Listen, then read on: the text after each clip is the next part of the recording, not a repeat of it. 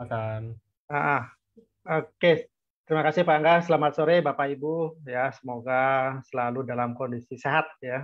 Ya, walaupun saat ini kita eh, lagi sedang hit-hitnya membahas tentang Omikron ya, baik di sosial, di media sosial juga, di media elektronik juga banyak sekali membahas tentang Omikron ini. Ya, memang kita juga tidak henti-hentinya untuk memberikan satu informasi tambahan buat Bapak Ibu yang sedang saat ini sedang juga ikut dalam seminar AFC ini. Saya izin share screen. Ya, seperti dari kantor sudah memberikan judul ya pada sore hari ini untuk kasus Omikron ini apa sih yang harus kita waspadai ya. Artinya organ-organ apa saja yang bisa dirusak oleh virus jenis varian Omikron ini. Sebenarnya sih sama saja, ya tidak ada yang spesial yang dia akan grogoti begitu yang diserang ya sama saja dengan varian-varian yang lain.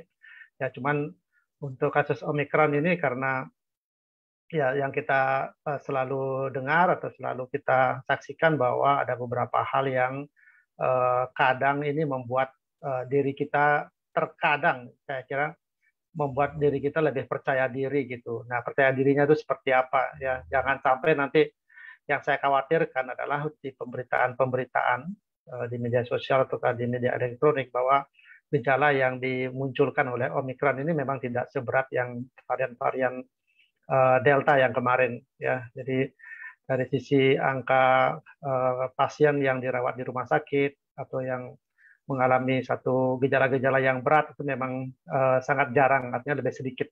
Dan angka yang hospitalisasinya, pasien yang menjalani hospitalisasi, menjalani perawatan itu memang rata-rata lebih lebih sedikit ya. Nah, kenapa seperti itu ya nanti kita akan coba bahas ya. Ya mungkin di slide pertama ini Bapak Ibu sudah banyak mengenal ya bahwa penemuan pertama dari varian Omicron ini adanya di Afrika Selatan ya di tahun 2021 tepatnya di bulan November.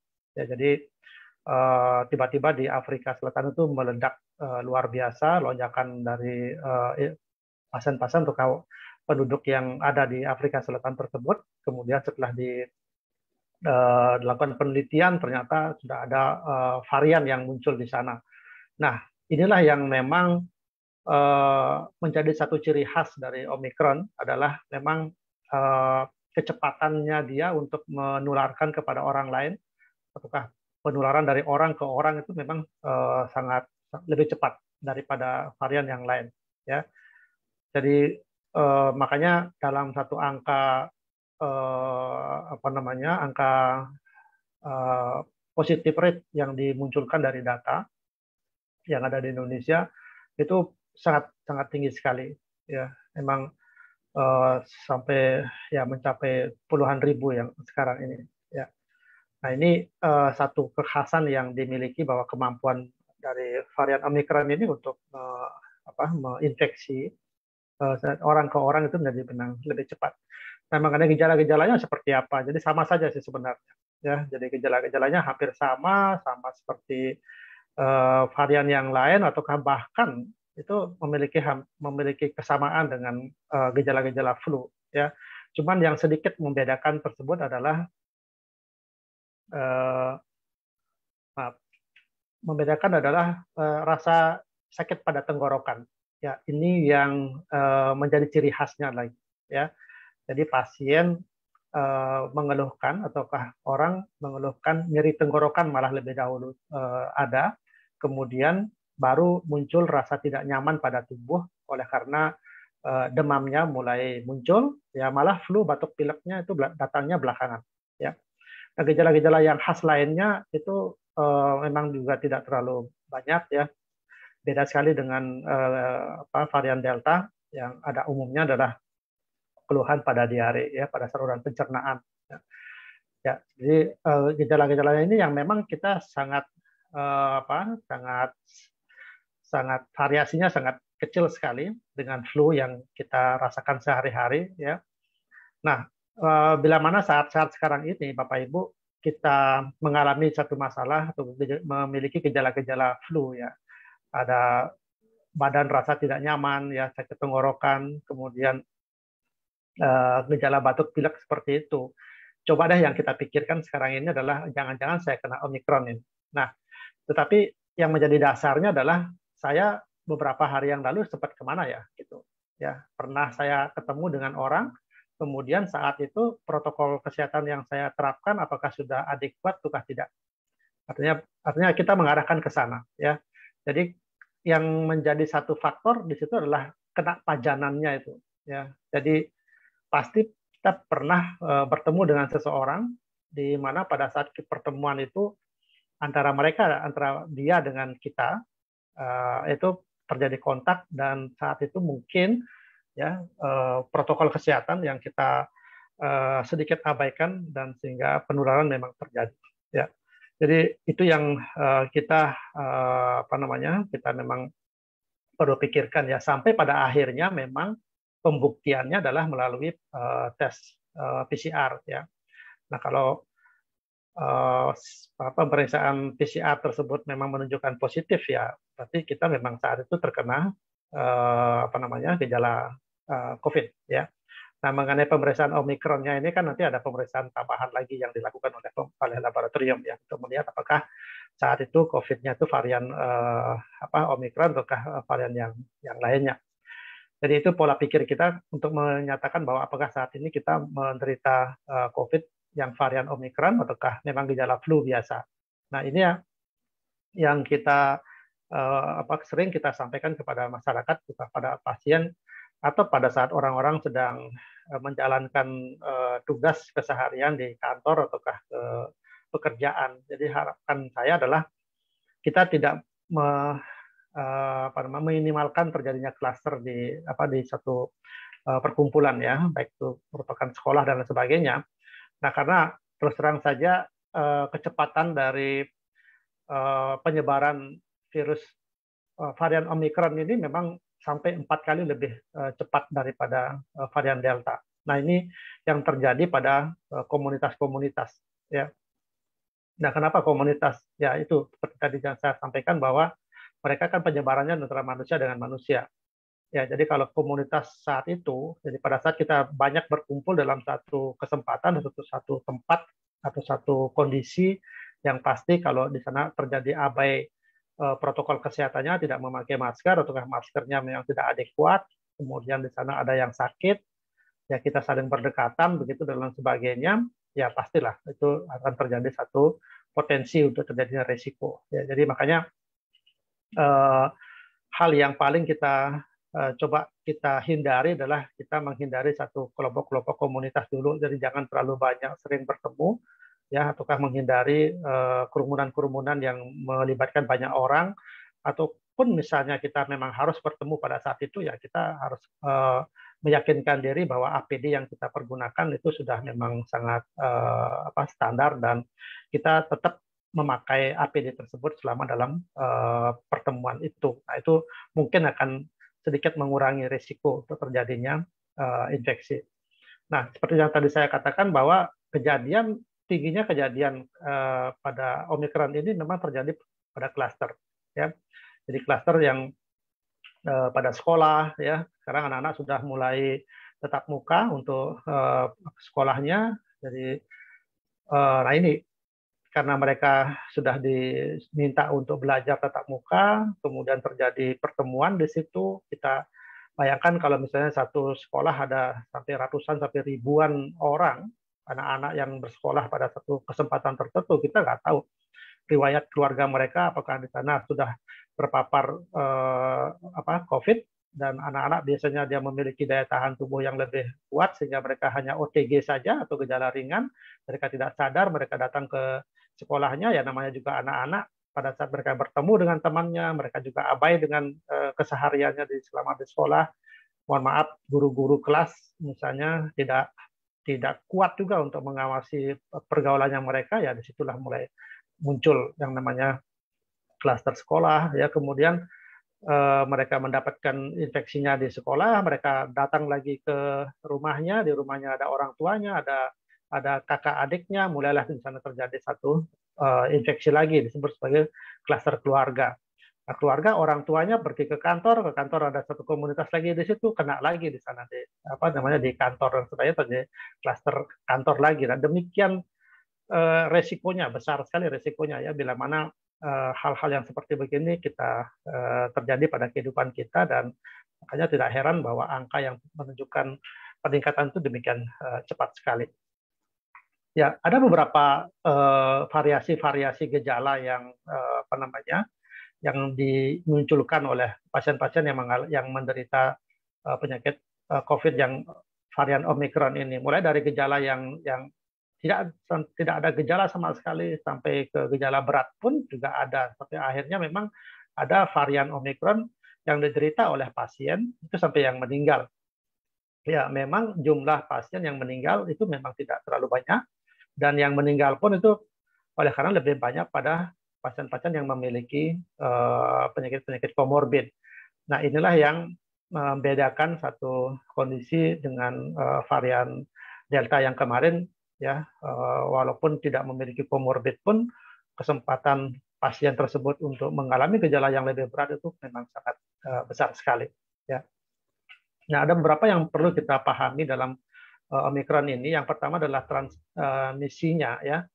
Memang sih belum jelas apakah Omicron ini memang lebih mudah menyebar ya. Misalnya lebih mudah menyebar dari orang ke orang ya. Tadi saya katakan apakah memang oleh karena kemampuan dari virusnya yang menyebabkan yang varian Omicron ini yang menyebabkan cepat menyebar ataukah memang pada saat sekarang ini ya kondisi ini karena begini ya, penyebaran virus ini pasti akan terjadi bila mana tidak ada barrier yang menghalangi mereka. Nah, jadi kemarin-kemarin ini kan boleh dibilang protokol kita ataukah pengetatan terhadap pengetatan terhadap pemakaian APD dan sebagainya itu kan boleh dibilang diperlonggar ya, sehingga banyak masyarakat yang sedikit mengabaikan tentang protokol kesehatan ini. Ya, jangan-jangan peningkatan penyebaran COVID ini itu akibat dari memang abainya kita. Nah itu. Nah ini makanya ini masih menjadi belum jelas jadinya. Ya kemudian tingkat keparahan penyakit ya belum jelas apakah infeksi Omicron ini menyebabkan penyakit yang lebih berat dibandingkan dengan varian yang Delta.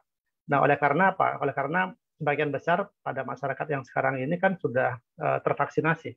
Ataukah pemahaman kita tentang pengendalian penyakit COVID ini pada masyarakat mungkin lebih tinggi gitu. Ya sehingga kalaupun misalnya pasien tersebut terkena penyakit COVID, jadi kemampuan tubuhnya untuk mengendalikan infeksinya ini lebih tinggi gitu. Nah sehingga kelihatan bahwa beratnya penyakit pada varian Omicron ini kelihatan lebih rendah daripada Delta. Jadi masih banyak pertanyaan-pertanyaan yang memang harus dijawab ya. Kemudian yang ketiga adalah efektivitas infeksi SARS-CoV sebelumnya. Jadi memang ada pasien yang terkena 2 kali ya. Sebelumnya sudah terkena varian Delta, sekarang kena lagi ini varian Omicron.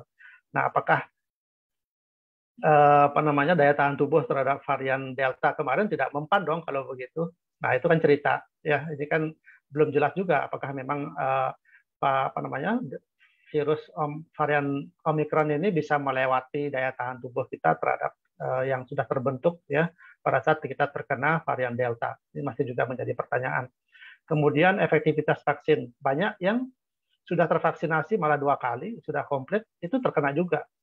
Nah, apakah karena daya tahan imunitas yang terbentuk pada saat kita vaksin itu memang rendah pada saat itu, ataukah memang ya daya tahan dari tubuh kita masih tetap tinggi, tetapi dia masih bisa melawan dari varian Omicron ini, tetapi kemampuan Omicron ini yang lebih tinggi daripada daya tahan tubuh kita. Ini juga masih menjadi pertentangan.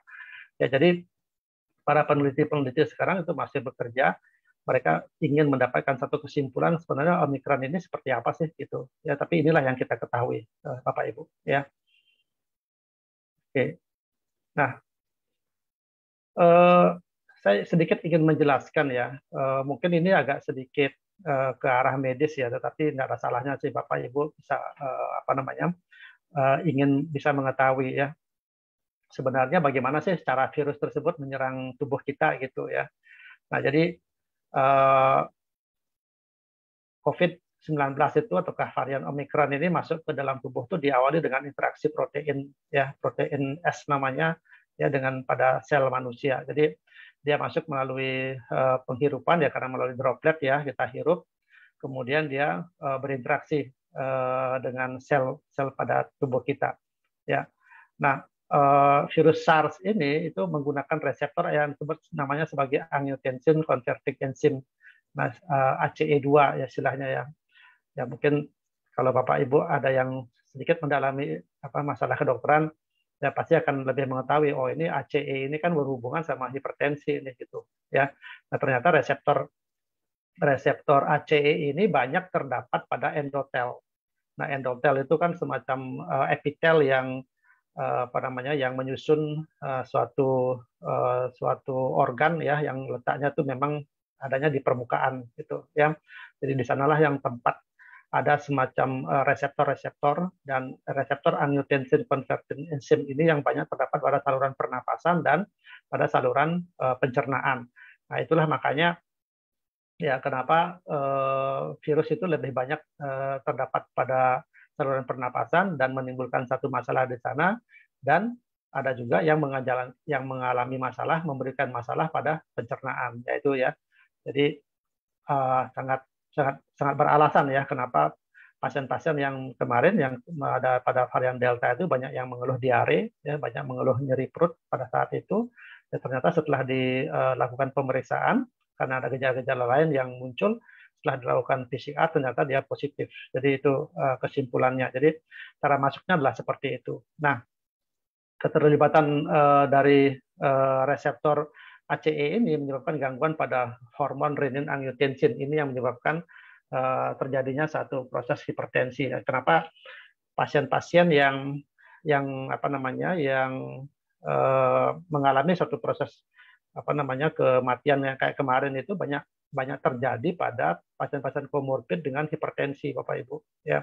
Jadi dia pada satu kondisi pasien yang tidak mengalami hipertensi saja sudah terjadi gangguan pada tekanan darahnya.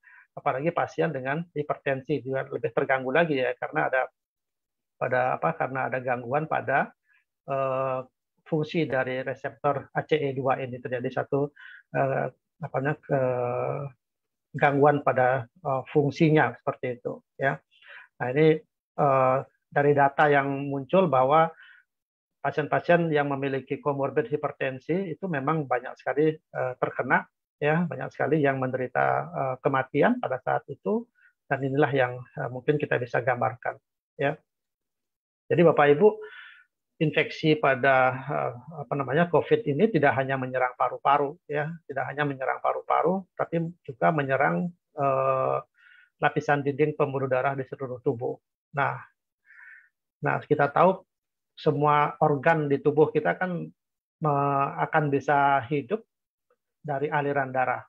Ya, darah tersebut membawa nutrisi, membawa oksigen. Ya, coba dibayangkan bila mana pada aliran darah tersebut, pada pembuluh darah tersebut mengalami gangguan. Ya, gangguan yang dimaksud di sini adalah kekentalan darahnya. Nah, jadi pada COVID yang terjadi itu adalah terjadi pengentalan darah sehingga membentuk suatu gangguan mengganggu kekebalan dan terjadi peradangan ya. Kita tahu kalau terjadi peradangan pada pembuluh darah ya, terjadi penumpukan dari trombosit-trombosit di sana bisa membentuk trombus ya. Kemudian hal tersebut yang akan terjadi penggumpalan-penggumpalan dan akibatnya aliran darah menuju ke area targetnya itu menjadi menurun dan bahkan mungkin ya terjadi penyumbatan. Nah, akibatnya area tersebut bisa menyebabkan tidak berfungsi ya, mengalami satu sakit yang berat. Nah, kalau sakit yang berat ini terjadi pada organ-organ vital kita, misalnya pada otak, pada jantung, pada paru-paru, pada ginjal, pada hati, ya bisa dibayangkan ya bahwa kematian akan semakin lebih cepat.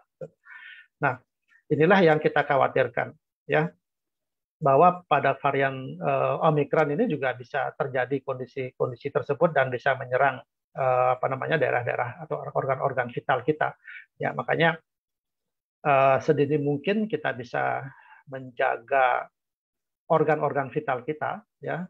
Jadi akan apa namanya akan lebih baik, akan meningkatkan daya tahan tubuh kita. Jadi pengertian kita bahwa uh, nanti pada saat sakit baru saya akan minum obat, ataukah minum suplemen, ataukah minum produk kita gitu. Itu mungkin persepsi yang kurang tepat yang menurut saya, ya. Jadi sedini mungkin kita memang harus tetap menjaga, memproteksi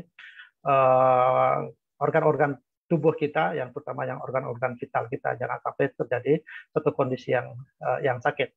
Nah, hubungannya dengan pembuluh darah, Bapak Ibu. Jadi ada kesan bahwa jangan-jangan Omikron ini ataukah COVID ini bukan penyakit pernapasan gitu, ya.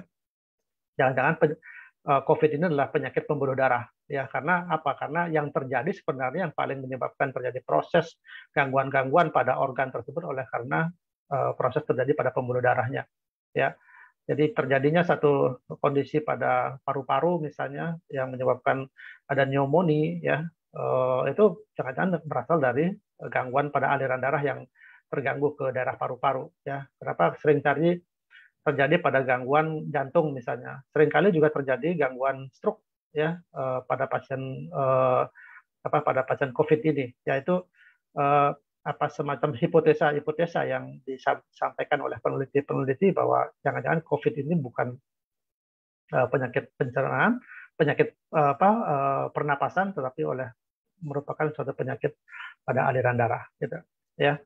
Jadi itu. Jadi kesimpulannya ada pendapat, ya, bahwa COVID merupakan penyakit pada pembuluh darah dan bukan pada penyakit pernapasan, ya. Oleh karena apa? Oleh karena ada banyak di luar dari organ pernapasan yang terkena akibat dari COVID ini, ya. Seperti tadi ada tiba-tiba terjadi serangan jantung, ada penyakit hipertensi muncul di sana, ya, atau kardiomiopati misalnya, atau terjadi stroke tiba-tiba, ya, terjadi gagal ginjal pada pasien. Nah, itu kondisi-kondisi itulah yang menyebabkan para peneliti mengatakan bahwa COVID ini merupakan suatu penyakit pada pembuluh darah, ya.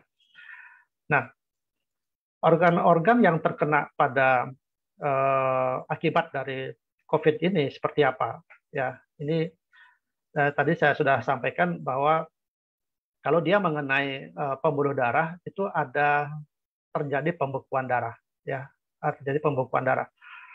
Nah, sejumlah pasien COVID-19 itu mengalami pembekuan darah, ya, karena mengaktifkan dari sitokin, ya, meningkatkan insiden untuk pembekuan darah, ya. Pembekuan darah ini bisa menyebabkan terciptanya dari gumpalan darah. Nah, gumpalan darah ini yang menghalangi aliran darah untuk mengalirkan darahnya ke target organ. Jadi seperti gambar yang di sebelah kiri ini kan pembuluh darah yang normal seperti itu, ya. Jadi aliran darahnya sangat lancar, ya. Komponen-komponen darahnya juga tidak ada pengumpulan-pengumpulan. Nah, bagaimana kalau terjadi satu kondisi yang di gambar yang sebelah kanan, ya, mulai terjadi gumpalan-gumpalan darah, ya, mulai terbentuk satu trombus ini yang di daerah di atas dan di bawahnya, sehingga ini mempersempit aliran darah. Nah, akibatnya apa? Kalau sudah terjadi penyempitan dari pembuluh darah, otomatis bahwa jumlah darah yang menuju ke target organnya itu pasti akan menurun. Nah, penurunan dari jumlah darah yang menuju ke tempat itu pasti akan mengganggu fungsi dari organ tersebut, Bapak Ibu, ya. Ini yang kondisi yang pertama yang terjadi pada pembuluh darah, yaitu terjadi penggumpalan darah, ya. Itu tadi yang nomor 2, terjadi suatu trombosis. Nah, trombosis ini adalah satu penumpukan yang terjadi pada pembuluh darah, ya. Itu yang menyebabkan terjadi satu flak di sana yang lama-lama akan menyempitkan aliran darah. Ya, jadi dua kondisi ini terjadi penggumpalan itu menyebabkan bisa terjadinya trombosis, ya. Pada pada pembuluh darah vena itu juga nanti sebagai kondisi-kondisi yang menyebabkan gangguan pada aliran darah vena juga, ya. Kemudian bila mana terjadi pada kulit, ya, pada kulit artinya terjadi pembengkakan dan peradangan pada kulit oleh karena memang pembuluh darah yang memperdarahi darah kulit tersebut juga mengalami gangguan gitu ya. Jadi gangguan pada daerah di sana mengakibatkan satu pembengkakan ya. Kemudian pembengkakan ada satu lesi, kemudian ada benjolan di sana dan mengakibatkan suatu infeksi dan sebagainya. Jadi bisa aja tergambar seperti itu. Nah, ada juga gangguan pada ruam, ya perubahan warna pada kulit. Ya, jadi ada sedikit bercak-bercak yang muncul pada pasien yang mengalami COVID itu oleh karena memang kerusakan pembuluh darah yang memperdarahi darah pada kulit tersebut. Ya, jadi itu juga bisa terjadi. Nah, organ vital yang saya sampaikan yang ini adalah kerusakan pada jantung. Ya, jadi kerusakan pada jantung ini memang bahwa penggumpalan pada daerah pembuluh darah yang memperdarahi dari otot jantung itu dapat menyebabkan juga menjadi penjumbatan pada paru-paru. Ya, coba bisa dibayangkan kita kan ada hubungan, ada pembuluh darah yang menuju jantung, ada pembuluh darah yang menuju ke paru-paru. Ya, nah, kalau terjadi satu gangguan di daerah jantung juga mempengaruhi organ paru-paru kita, sehingga kesannya memang seperti gambaran gambaran infeksi pada paru-paru yang diakibatkan oleh kerusakan pada jantung. Ya, inilah kalau terjadi satu kerusakan pada jantung itu menyebabkan aritmia, ya gangguan pada kontraksi dari otot jantung, mengakibatkan gejala-gejala yang lain tambahan. Ya, jadi Bapak Ibu tidak kita pikirkan sama sekali terkadang ya bahwa yang selama ini kalau terjadi COVID, maka yang kita sangat selalu perhatikan adalah pada organ paru-paru saja ya. Nah, ini yang pengetahuan umum yang tambahan buat Bapak Ibu ya, bahwa bisa saja terjadi satu kondisi kerusakan pada jantung kita. Nah, ini pada foto ya, pada foto torak kita bisa lihat yang sebelah kiri ya, kita lihat kalau paru-paru kita tuh yang normal adalah seperti ini. Jadi ada hitam ada hitam, gambaran hitam. Kalau gambaran hitam ini artinya udaranya penuh Bapak Ibu ya. Nah, pada yang foto yang sebelah kanannya ini sudah mulai putih semua itu ya. Sudah mulai putih semua. Jadi gambaran putih inilah yang disebut sebagai gambaran pneumonia ya, oleh karena sudah terjadi kerusakan pada alveoli atau sel-sel paru yang paling kecil ya. Itu demikian banyak merusak sehingga gambarannya kalau difoto seperti itu ya. Ini yang yang panjang-panjang ini karena terpasang selang ya, terpasang selang mungkin di foto pada saat pasien ini menjalani perawatan di ICU, jadi juga terikut ini karena selang-selangnya. Ya. Tapi yang saya ingin melihatkan bahwa paru-paru yang harusnya hitam itu sudah putih semuanya. Ya, jadi ini merupakan satu infeksi pada paru-paru ya. Nah, organ vital kita yang berikutnya yang bisa terkena itu adalah ginjal ya. Nah, karena ginjal itu juga dipenuhi dengan pembuluh darah ya. Jadi kalau area darah yang menuju ke ginjal itu juga mengalami kerusakan ya, otomatis fungsi dari ginjal yang dalam hal ini adalah sebagai menyaring darah ya, sehingga dia harus bekerja ekstra. Kalau dia bekerja ekstra tentu sangat rentan untuk mengalami kerusakan. Nah, ini ya, jadi ya coba kita bayangkan ya, kalau dalam kondisi normal ya, dalam kondisi normal saja tidak menderita sakit ginjal pada saat itu, akan tetapi kita kena COVID itu sudah menimbulkan risiko terjadinya kerusakan ginjal. Apalagi pada pasien-pasien yang sedang menderita gagal ginjal, Bapak Ibu. Nah, yang saya dapat informasi di rumah sakit sekarang itu adalah banyak pasien-pasien yang mengalami gagal ginjal itu yang terkena COVID ini sekarang, ya. Jadi mereka mungkin ada pada saat mereka menjalani dialisis ya, cuci darah, mereka bertemu dengan kelompok orang tertentu, mungkin ada orang yang sudah menderita COVID di situ, kemudian terjadi percakapan, terjadi pertemuan di sana, menyebarnya luar cepat sekali, sehingga ya sekarang ini banyak sekali pada rumah sakit yang melayani hemodialisis itu memiliki pasien COVID dari pasien-pasien dengan komorbid penyakit ginjal. Ya, ini jadi kondisinya akan semakin melemah, dan kalau kita tidak tertangani dengan baik ya mungkin pasien-pasien dengan kondisi ini akan cepat sekali mengalami end stage ataukah bisa meninggal gitu ya. Nah, itu kalau terjadi pada kerusakan ginjal. Kalau pada stroke Ya, ini ada satu gejala kalau terjadi penyumbatan pada pembuluh darah yang menuju ke otak, ya pasti terjadi stroke non hemoragik namanya oleh karena penyumbatan. Ya, nah ini bisa gejalanya apa ringan sampai ke berat ya, tergantung dari area yang mana yang dikenai. Nah, Bapak Ibu, tidak ada terapi yang utama sebenarnya kalau kita dalam hal ini ya, pencegahan sebelum kita terkena satu infeksi dari COVID. Yang paling utama memang yang paling selalu disarankan oleh pemerintah, oleh Badan Kesehatan Dunia ya, ya selalu menjaga jarak, ya selalu menjaga jarak ya setidaknya 1 meter dengan orang lain, oleh karena ini apa penularannya adalah melalui droplet ya. Kemudian selalu memakai masker yang benar ya. Kualitas masker juga mungkin perlu kita pertimbangkan Bapak Ibu ya. Tidak lagi memakai masker hanya masker kain saja ya. Kalau saat-saat ini saya sarankan memakai masker double ya. Jadi kalaupun ingin memakai masker kain, maka masker yang di dalamnya adalah masker bedah kalau bisa ya. Sekarang sudah tidak mengalami kelangkaan lagi, jadi silakan memakai masker bedah dulu, setelah itu memakai masker kain. Atau kalau kita mau tingkatkan lagi, mau pakai apa namanya masker dengan merek-merek yang lebih bagus lagi kualitasnya, itu dipersilakan ya. Kemudian kalau kita memang mampu untuk lagi kita membeli ya mungkin ke N95 itu memang standar yang tertingginya.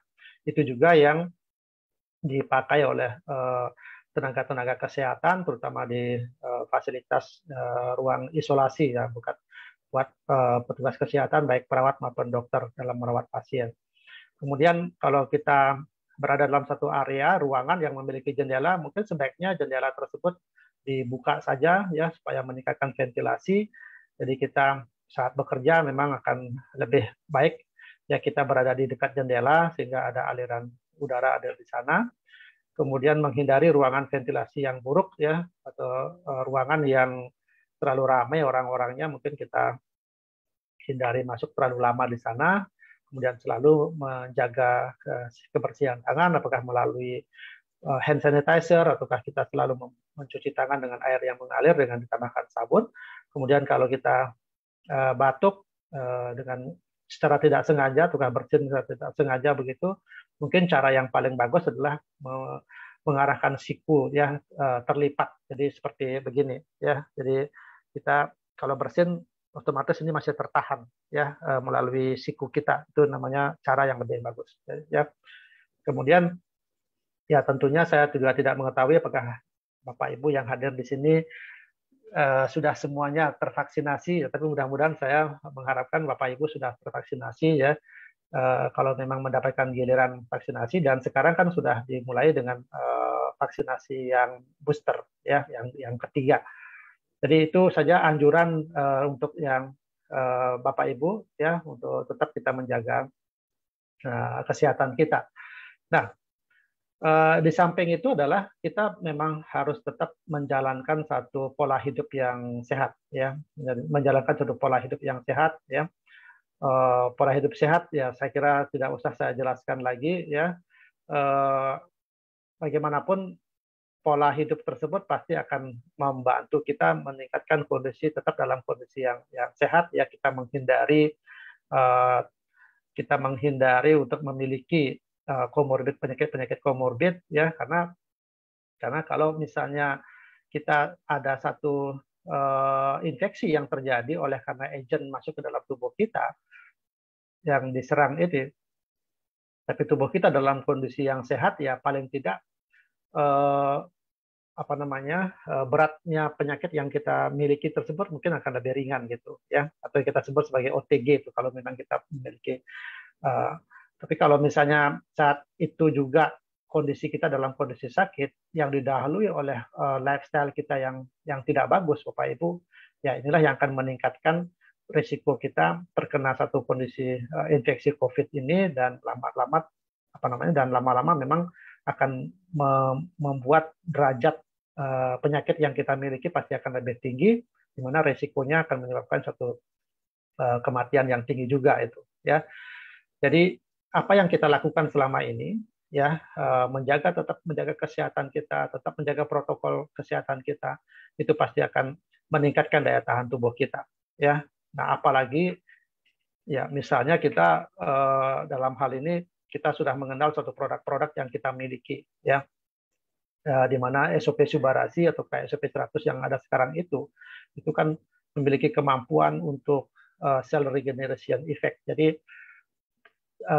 organ kita yang yang kita miliki selama puluhan tahun itu tetap kita regenerasi terus, ya.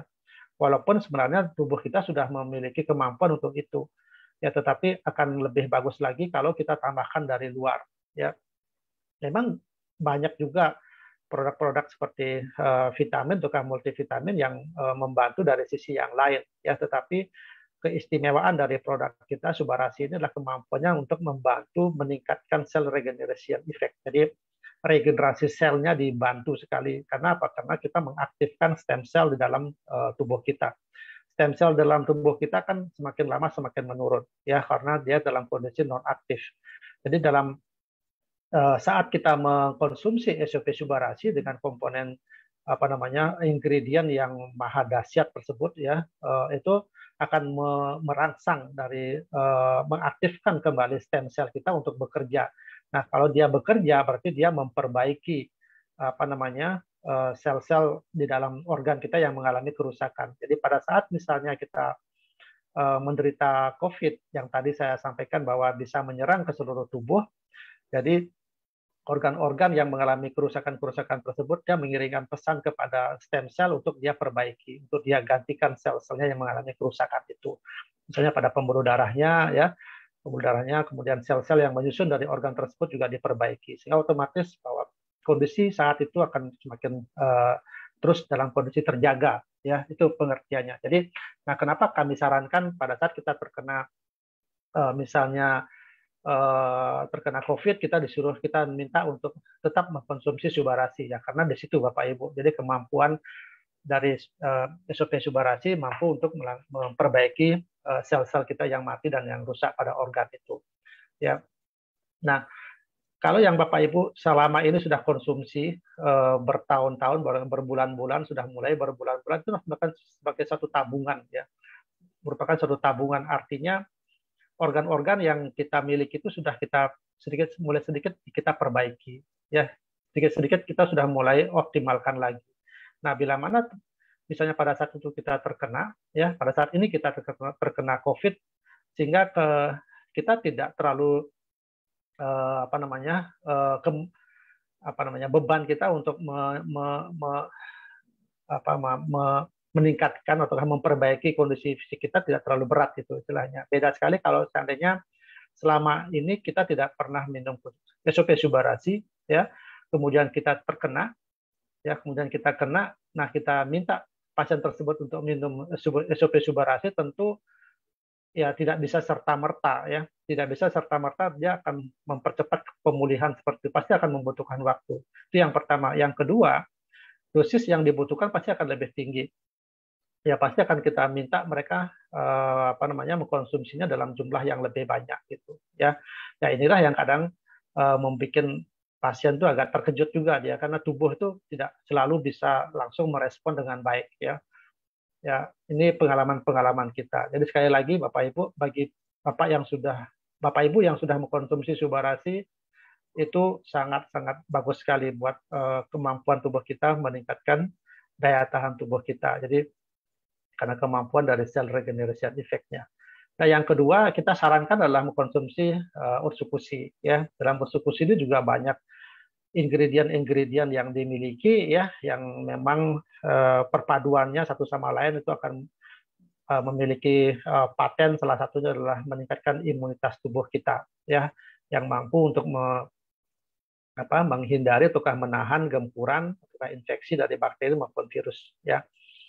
Jadi perpaduan antara ursukusi dengan Subarasi ini saya kira satu hal yang sangat layak untuk kita sampaikan kepada keluarga-keluarga kita, ke orang-orang kita sekitar kita yang sedang mengalami sakit, ataukah yang kita bahas sekarang tentang Omikron ini, Jadi kita rekomendasikan pasien tersebut untuk mengkonsumsi ini, ya. Jadi tentunya dengan penggabungan dari SOP Subarasi dengan Ursukusi ini, maka kita menginginkan adalah terjadinya regenerasi sel pada tubuh pasien tersebut, ya, kemudian aliran darahnya yang lancar, ya, karena efek dari COVID itu adalah mengakibatkan kekentalan darah, ya, penggumpalan darah. Ini kita harapkan bahwa darah pada pasien tersebut akan semakin lancar, kemudian terjadi peningkatan daya tahan tubuh pada pasien itu. Yang ketiga-tiganya ini pasti akan mengakibatkan tubuh kita menjadi sehat kembali, ataukah kita tetap dalam kondisi terjaga kesehatannya, sehingga kemampuannya untuk menahan infeksi COVID ya dalam hal ini pasti akan terjaga dengan baik. Jadi itu ilustrasinya Bapak Ibu, ya. Jadi kenapa sekali lagi kita ingin menyarankan bahwa pasien kita anjurkan untuk mengkonsumsi SOP Subarasi, ya, karena dia memiliki kemampuan cell regeneration effect, kemudian juga meningkatkan aliran darah, karena di sini ada anti plateletnya juga, ya, mencegah penumpukan daripada trombosit-trombosit, sehingga memang kalau kita padukan lagi dengan Ursukusi, di sana ada fucoidan, di sana ada apa namanya, bakteri-bakteri yang baik, ya, di sana akan semuanya memiliki satu kemampuan untuk peningkatan sistem imunitas. Jadi perpaduan antara sel yang bagus, ya, aliran darahnya yang bagus, kemudian ditambah dengan imunitas karena ada sel-sel darah putih kita yang mampu untuk menahan gempuran dari bakteri dan virus tersebut, sehingga otomatis ditambah lagi dengan protokol kesehatan kita yang kuat, ya, apa namanya, kita bisa mengatakan bahwa kita akan bisa terbebas atau tidak pernah terkena penyakit Omikron ini, itu, ya. Nah, bagaimana dengan dosisnya, Bapak Ibu, ya? Bagaimana dengan dosisnya? Ini barangkali yang sering ditunggu-tunggu, gitu, sering tanya-tanya, ya. Kalau ada menanyakan pasien yang sedang menderita sakit, berapa sih dosisnya? Ini berapa sih? Ini kalau saya mau tingkatkan menjadi berapa? Jadi berapa, ya? Ini sekali lagi ini merupakan satu panduan saja, Bapak Ibu, ya, karena panduan. Kenapa? Karena dari pengalaman juga dari pasien-pasien, ya, pengalaman juga dari orang-orang yang mengkonsumsi ini adalah seperti ini, ya. Kalau saya selalu mengatakan perbandingan SOP Subarasi dengan Ursukusi adalah 1:2 kalau saya mengatakan, ya.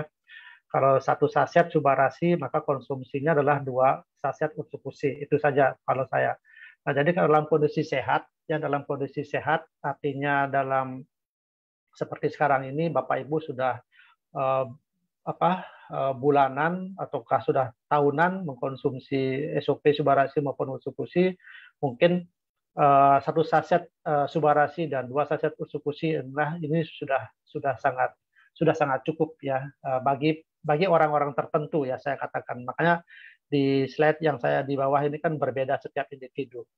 Tetapi bagi yang memiliki aktivitas yang lebih, ya, artinya sering bepergian keluar kota, kemudian energi yang dihabiskan, tenaga yang dihabiskan itu tinggi sekali, mengakibatkan apa namanya, tenaganya terkuras misalnya karena pekerjaan yang dikerjakan, karena berpikir yang keras seperti itu, ya, mungkin 1 saset Subarasi atau 2 saset Ursukusi ini mungkin tidak cukup, ya.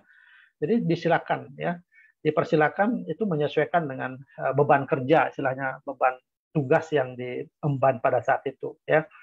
Ini sebagai patokan saja bagi orang-orang yang sifatnya itu hanya untuk menjaga kesehatan saja. Jadi dengan beban kerja yang tidak terlalu tinggi, yang pekerjaannya mungkin tidak stres orang-orang yang lain misalnya, ya, itu anjuran saya adalah seperti itu, ya.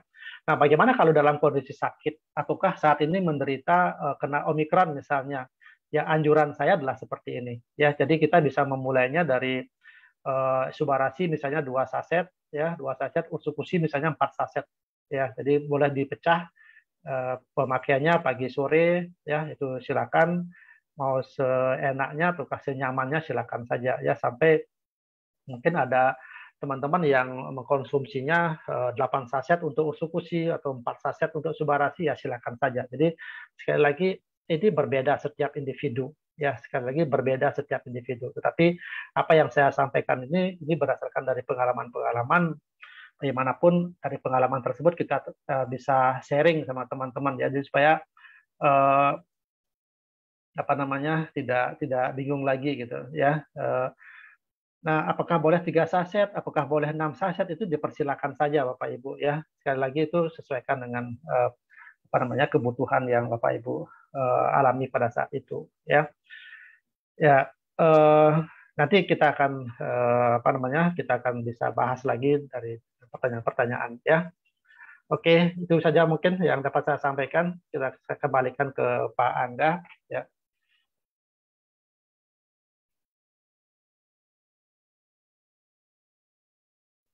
Ya, oke. Jadi sebentar.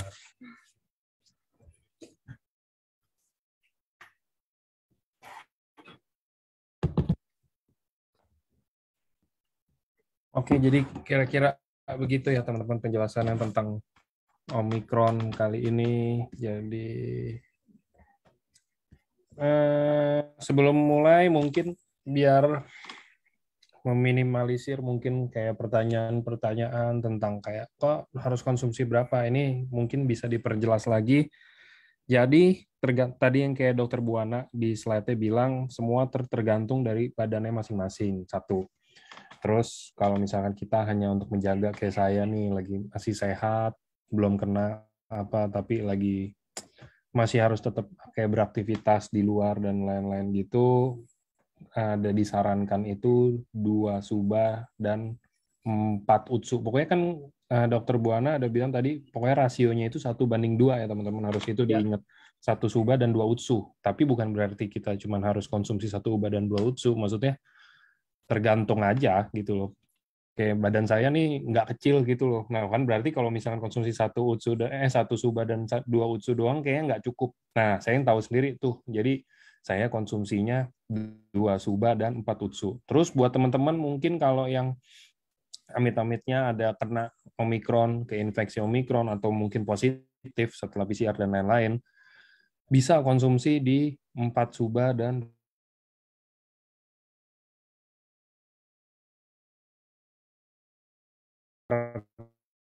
bisa mungkin ada Niko pasti nanti ada share beberapa deh gitu loh yang dengan konsumsi 4 suba dan 8 utsu.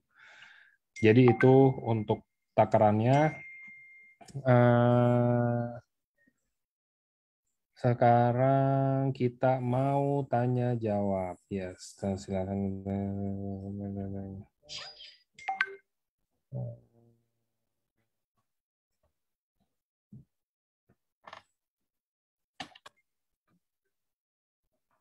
Putus-putus ya?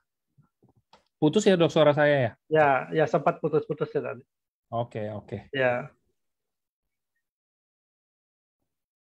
Oke, kita mulai dari atas. Oke, kita mulai. Kenapa dok penderita Omikron didominasi oleh vaksin lengkap? Oh, maksudnya gini, dok, apakah kalau misalnya kayak kita udah vaksin ini kan banyak yang kan positif justru malah setelah vaksin, itu kenapa dok kira-kira? Ya, sebenarnya sih bukan didominasi ya. Artinya dari yang terkena itu ada sebagian yang sudah tervaksinasi lengkap. Ya, seperti tadi yang saya sampaikan ya. Ini kan masih menjadi satu penelitian ya. Apakah daya tahan tubuh orang yang saat tervaksinasi tersebut pada saat itu sudah mulai turun ya pada saat itu misalnya. Kemudian dia abai juga dengan protokol ya. Kemudian pas bertemu dengan orang yang terkena Omikron, jadi dia juga bisa kena. Nah itu, apakah pada saat itu mungkin saja virus Omikronnya itu memiliki daya infeksi yang tinggi sekali, ya sehingga dia bisa melewati sawar istilahnya daya tahan pengendali dari infeksi pada dalam tubuhnya itu walaupun dia sudah tervaksinasi gitu. Nah itu bisa juga sekali lagi belum ada satu kepastian tentang hal ini ya. Yang saya sampaikan bahwa mungkin saja apa namanya paparan pasien tersebut dengan orang yang terkena itu memang sangat besar sekali sih ininya apa namanya virusnya yang masuk ke dalam tubuh sehingga memang walaupun sudah tervaksinasi, daya tahan tubuhnya tidak siap untuk menahan gempuran dari infeksi Omikron ini juga gitu. Itu kalau pendapat saya. Ya. Oke, itu semoga menjawab ya. Oke, terima kasih. Dok, ada member saya pengidap kanker payudara dan sudah minum 12 UTSU dan 3 subo per hari. Apakah itu seimbang? Ini nggak termasuk Omikron, tapi nggak apa-apa, Dok. Karena ini dia mau bertanya tentang anjuran takaran. Cukup nggak, Dok, kalau untuk cancer, breast cancer ya, terus konsumsinya udah 12 UTSU dan 3 suba. Mungkin bisa dilengkapi sebelum dijawab pertanyaannya, umur berapa ya, Dok? Ngaruh ya, Dok, ya? Betul. Umur berapa, kemudian sudah terkena berapa lama, apakah sudah ada operasi apa belum, sudah ada kemo apa belum, ya mungkin itu ya tambahan-tambahannya, sehingga dengan dosis yang seperti itu, tapi kalau saya melihat dengan dosis yang diberikan itu sudah sangat sangat maksimal sekali ya, sudah sangat maksimal sekali. Jadi yang diinginkan kan anti tumornya mungkin di sana ya, sehingga kenapa UTSU sampai 12 saset diberikan, Subarasi 3 saset sehari seperti itu ya, itu sekali lagi kalau sampai 12 saset tubuhnya masih bisa menerima, itu masih cukup bagus sih ininya ya. Saya kira begini ya, jangan terlalu cepat kita menginginkan perubahan-perubahan yang ada. Ya memang kita sih ada kemusisiatan yang terjadi gitu ya, tetapi maksudnya proses perbaikan di dalam cancer itu kan pasti terjadi. Saya katakan pasti ada perbaikan ya. Cuman mungkin jangan terlalu berharap secepat mungkin akan menjadi sembuh dan sebagainya begitu, mungkin itu yang harus kita hindari. Nah, berikan pemahaman buat pasien bahwa yang dia rasakan perbaikan-perbaikan, perubahan dari satu hari ke hari berikutnya itulah yang harusnya kita syukuri itu ya. Tidak mengatakan bahwa Subarasi dan Ursukusi yang diminumkan sudah sekian banyak tersebut tidak memberikan efek, tidak, pasti memberikan efek yang bagus untuk itu. Dan mungkin tidak gitu ya. Apapun perubahan yang dialami, sedikit perubahan yang perbaikan yang dialami, itulah yang harusnya disyukuri ya. Ada produk yang mampu untuk memperbaiki itu. Ya, kita tahu bahwa namanya cancer, apalagi itu sudah stadium 4 seperti itu, ya cepat sekali akan menjalani ke arah yang lebih end stage itu. Ya. Oke. Oke.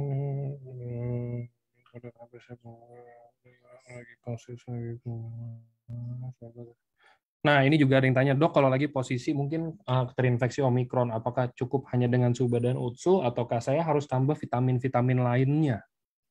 Oh, itu silakan aja, Pak. Ya boleh aja ditambahkan. Ya karena kan seperti vitamin D, vitamin A, ya vitamin zinc ataukah C itu kan boleh saja ditambahkan. Oke.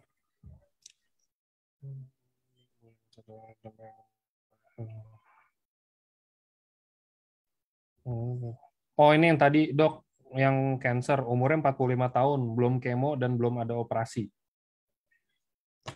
Berarti kayaknya tahu cancer hanya dari biopsi ya? Ya, makanya kalau saya sih menganjurkan mungkin saja pada saat itu sudah dianjurkan untuk operasi ya, karena prinsipnya kalau dalam pembedahan itu kan kalau ada benjolan yang tidak normal di dalam tubuh itu harus diangkat.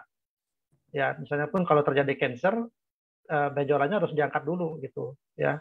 Diangkat dalam artian organ yang sakit yang akan menjadi penyebar itu harus dihilangkan lebih banyak, sehingga kemampuan dari kemoterapi maupun radioterapi untuk melawan kanker tersebut itu akan lebih mudah, lebih kecil permukaan yang akan dilawan seperti itu. Dan demikian juga ursekusi dalam hal ini sebagai anti kanker itu pasti akan dia lebih sedikit lawannya kan, dibandingkan dengan masih permukaan tumornya itu masih besar gitu.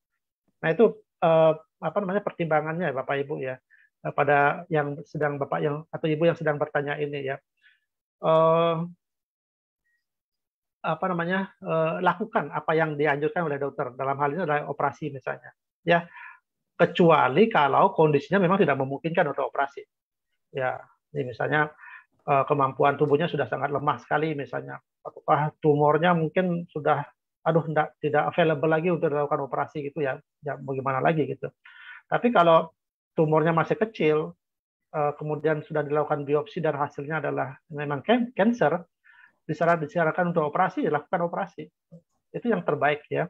Nah, setelah operasi, sambil berjalan untuk mempersiapkan operasinya, atau setelah operasi baru kita gempur dengan ursukusi dan subarasi itu. Kemudian terapi-terapi dari dokter mau menjalankan kemoterapi maupun radioterapi misalnya dalam sesuai dengan gininya, sesuai dengan terapinya untuk kanker payudara, itu dilakukan gitu. Perpaduannya ini pasti akan sangat bagus sekali memberikan hasil gitu. Itu Pak. Oke. Oke. Nah, ini juga seputar masih ada yang tanyain tentang cancer, Dok. Kalau misalkan cancer terus sudah konsumsi yang kayak tadi kita bilang yang suba dan ursu. Terus sehari BHB 6 kali, itu wajar dari efek detox produk atau apa, Dok? Mempengaruhi nggak ke BAB 6 kali sehari itu? Ya, sekali lagi itu masing-masing individu beda-beda. Ya, itu biasanya sih pada tahap awal-awal saja mengalami gitu, seperti yang detox tadi itu. Oleh karena ada proses perbaikan yang ada, oleh karena mikrobiota yang dikandung di dalam ursukusi itu kan yang bekerja di sana. Ya, misalnya pada saat cancer ya, kalau cancer itu kan pasti ada pemberian obat-obatan yang banyak, antibiotika yang diberikan, itu kan merusak mikroorganisme di dalam usus. Nah, sekarang diberikan, kita konsumsi ursukusi. Ursukusi itu ada 1 triliun dalam satu saset kan, mikrobiota. Nah, sehingga terjadi proses di dalam pencernaan kita kan.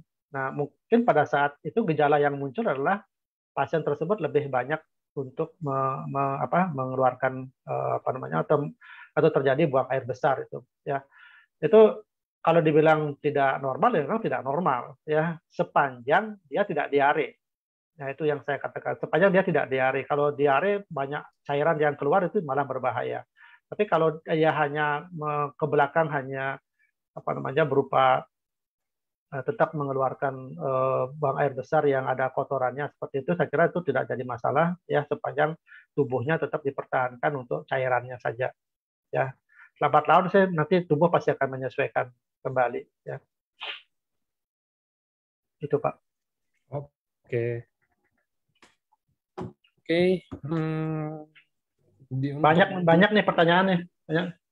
Iya, bagus Dok. Memang Ya. itu tujuan kita, mempersingkat Ya. presentasi dan memperbanyak tanya jawab, karena Ya. teman-teman maksudnya nggak enak lah ntar pertanyaan saya nggak dijawab. Jadi kayak Dokter Buana tadi bilang puas-puasin nanya nih hari ini semuanya bakal dijawab.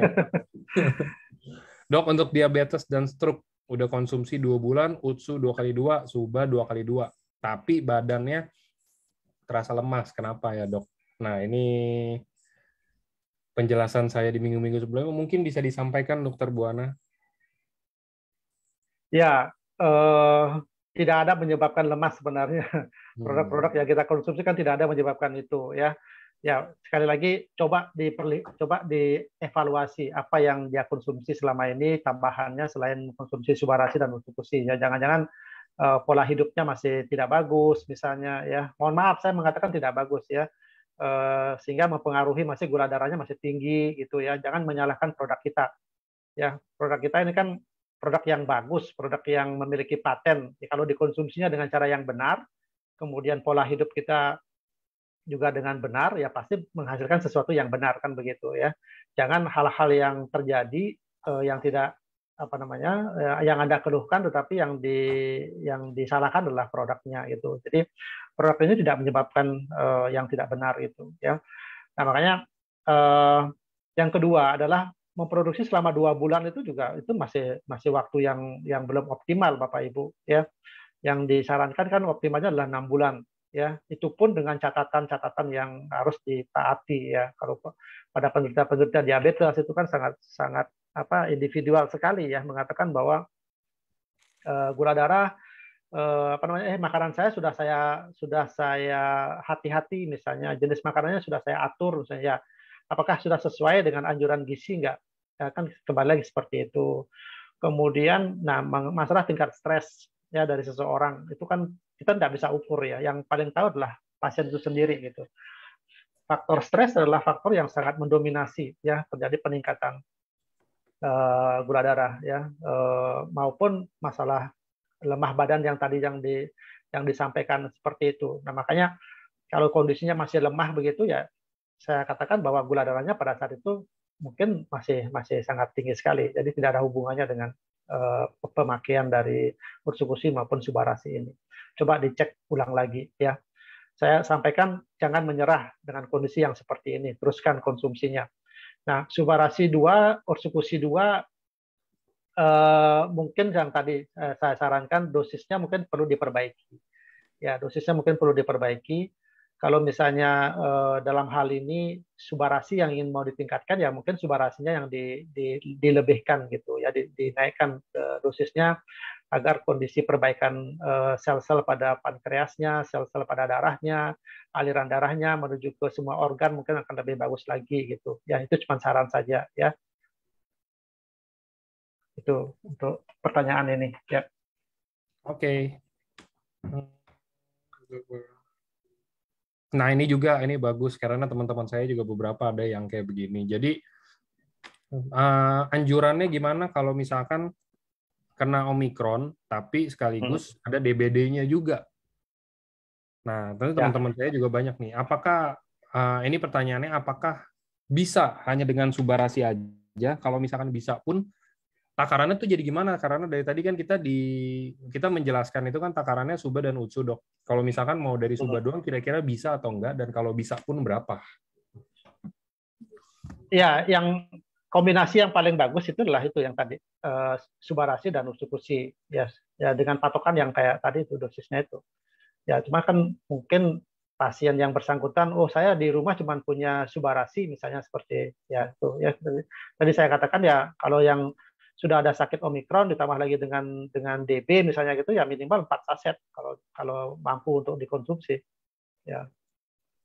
Ya silakan nanti mau dinaikkan sesuai dengan kebutuhan ya silakan aja. Itu. Oke.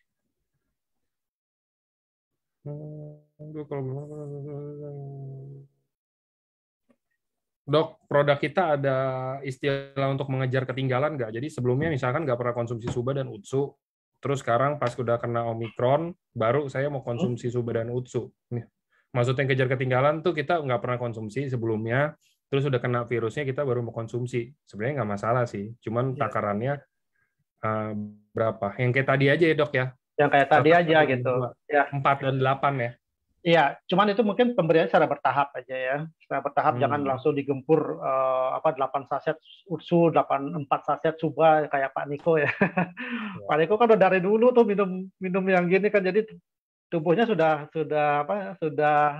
beradaptasi dengan baik gitu kan ya. Tapi kalau yang pertama kali minum yang seperti itu digempur dengan begitu nanti ada gejala-gejala detox yang berat buat dia nanti malah yang disalahin nanti ini produk kita nanti.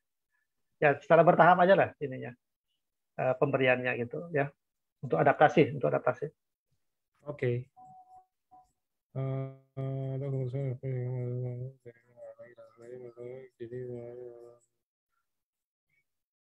Dok, teman saya ada yang diabetes berat sehingga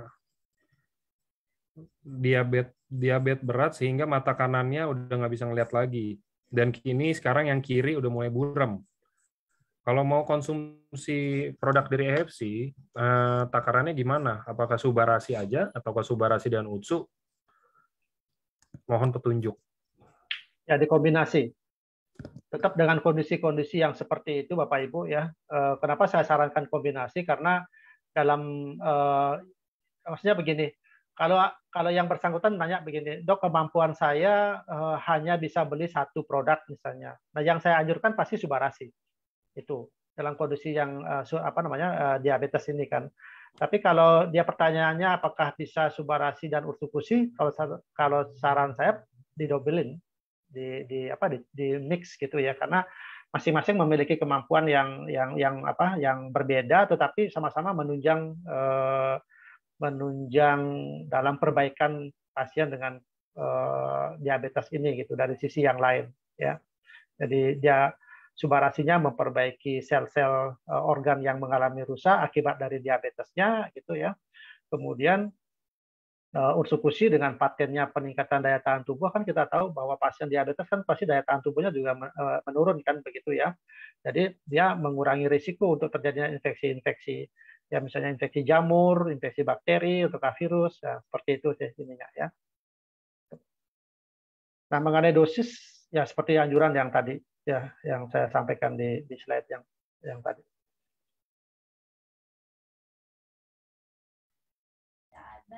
Oke. Nah, ini juga, Dok, kalau untuk anak umur 3 tahun, terus kayaknya kena difteri, apakah boleh dikasih subarasi? Gini, mungkin biar general gini ya, Dok. Apakah produk kita boleh dikonsumsi oleh anak-anak balita mungkin bahkan yang punya gangguan-gangguan kayak misalkan tadi ada yang difteri atau mungkin ada yang mungkin diare atau apa gitu. Kira-kira boleh nggak, Dok? Boleh, ya, aman buat kita semuanya.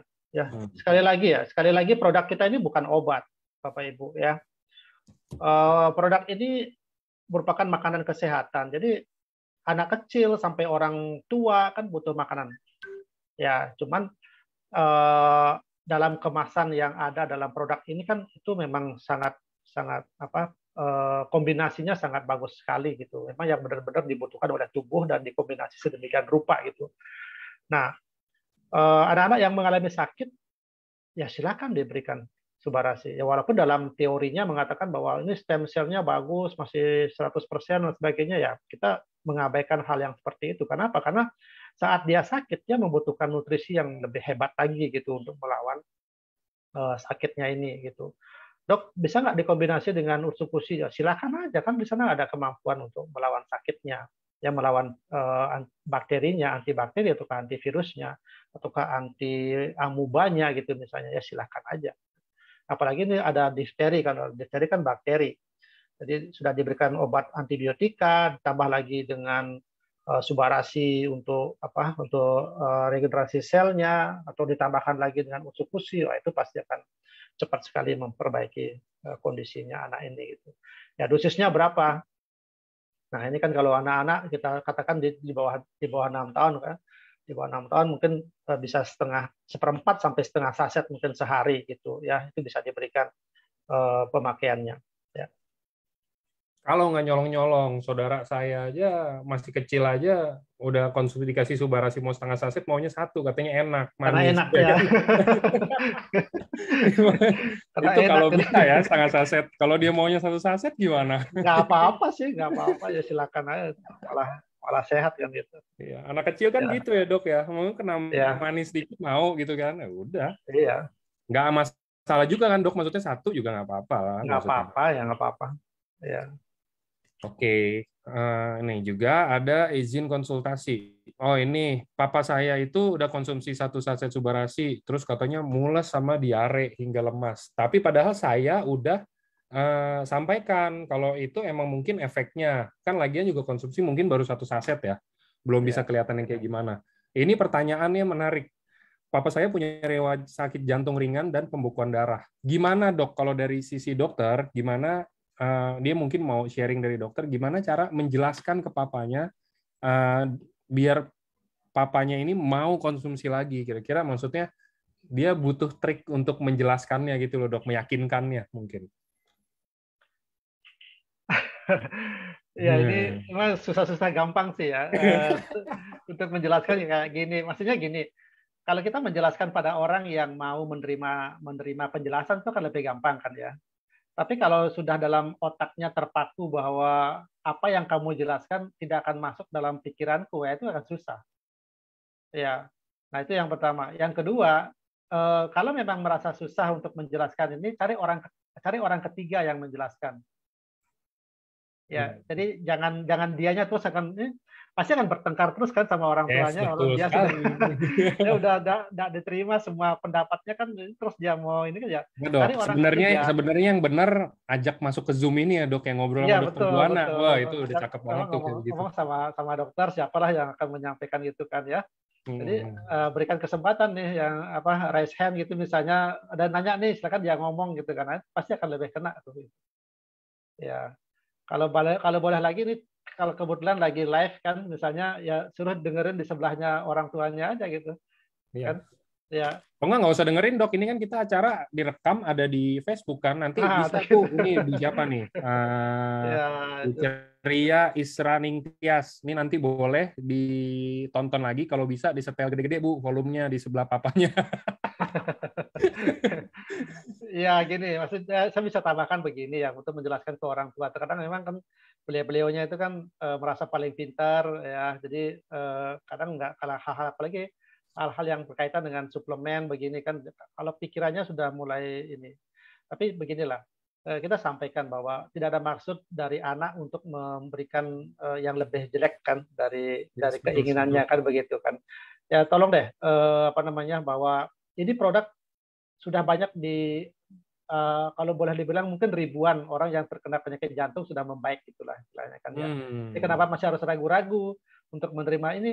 Kalau hanya keluhan lemes, kalau keluhan diare ini kan baru sebagian saja, yang tidak seluruhnya orang juga mengalami hal begini. Ya mungkin saja ini adalah proses detox yang terjadi. Karena apa? Itu artinya bahwa produk ini mulai bekerja gitu. Ya mulai bekerja pada perbaikan di dalam ternyata yang berespon pertama kali itu dari pencernaan gitu ya. Nah, berupa mungkin bukan diare maksudnya ya, tetapi agak lebih lembek lah, mungkin kotorannya itu yang dianggap membuat lemas dan sebagainya, itu kan hanya terjadi beberapa saat saja, itu pasti akan terlewati ya. Jadi berikan motivasi buat orang tuanya, buat bapak yang ada yang sekarang disampaikan ini, bapak tetap semangat pak, yakin bahwa produk ini bisa membantu kesehatannya bapak ya. Ini yang bicara dokter pak, bukan orang lain. Jadi kalau bapak nggak Ayo percaya lagi sama loh. dokter, ya siapa lagi nih yang mau dipercayai gitu aja. Betul, setuju. Itu. Oke, thank you dok. Ya. Oke, jadi gitu ya teman-teman. Maksudnya saya juga mau nyelipin sedikit. Maksudnya jangan memposisikan produk ini nih sebagai obat atau yang isi di dalamnya ini banyak kimianya atau apa. Oh nggak mau ah produk-produk kayak begini, nanti saya sakit atau apa-apa.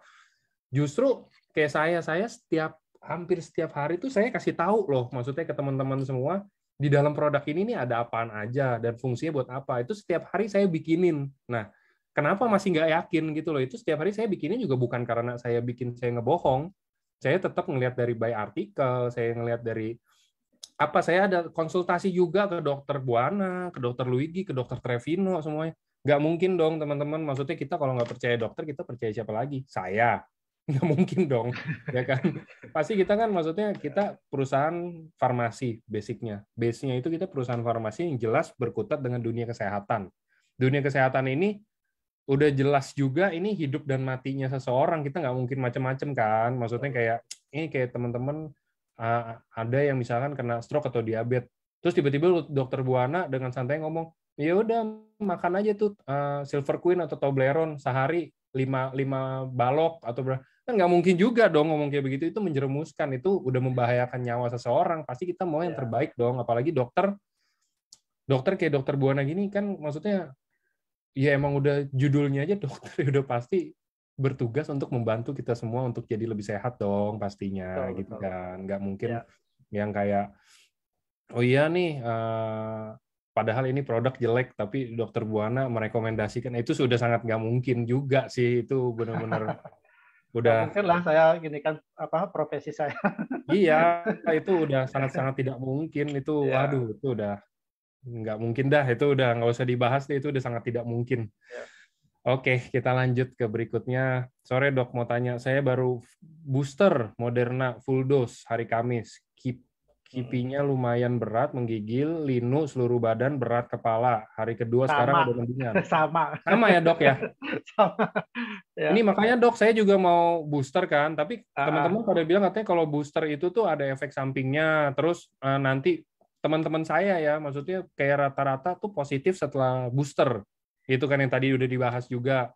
Nah, makanya saya, karena ini bentar lagi nih 15 hari lagi mau acara, saya kalau booster sekarang mateng deh itu acara, saya nggak jadi ikut pasti. Ya kan? Makanya mungkin Enggak, saya itu ini. gejala KIPI untuk Moderna sih memang ada yang mengalami gejala yang ya Hmm. kalau dibilang berat enggak juga sih ya.